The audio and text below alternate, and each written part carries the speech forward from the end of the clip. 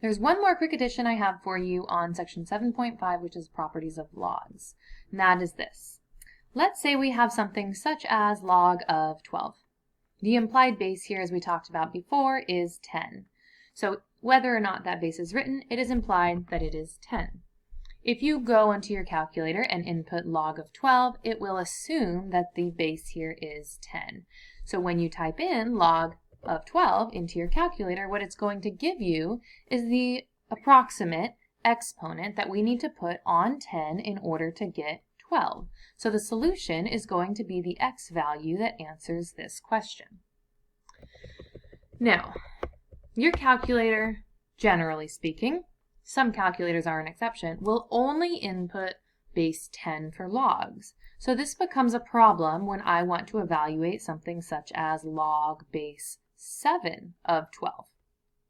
If I want to know what power I raise 7 to in order to get 12, then I need to find a different way to input this on my calculator. In order to do that, we use what's called the change of base formula.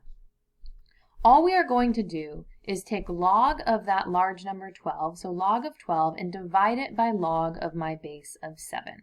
We can change this base, I'll call it b, to any number we want. And there may be other reasons you want to change it other than just putting it into your calculator.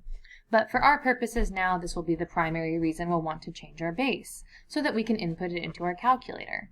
So I can change that base b to anything that I want. So if I want to input it to my calculator, I want to make sure that base is a 10.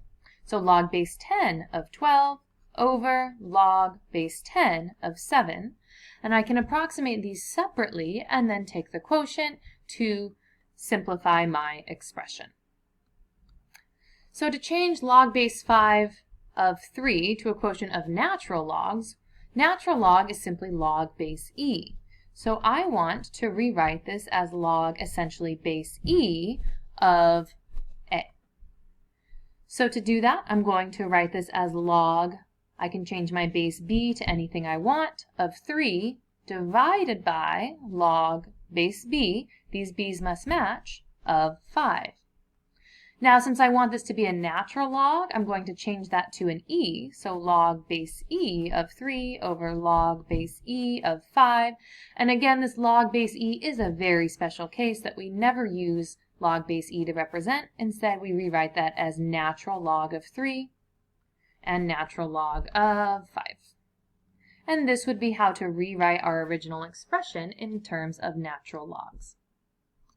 All right, I'd like for you to go ahead and take a moment and practice writing these two as the quotient of log base 10. So we should have log of 12 over log of 5. And then here I did not write the base 10 because it is implied. Here I would have log of y, base 10 is implied, over log of x, again base 10 is implied. And that brings us to the final topic of our section 7.5, properties of logs. Thanks for watching. Bye.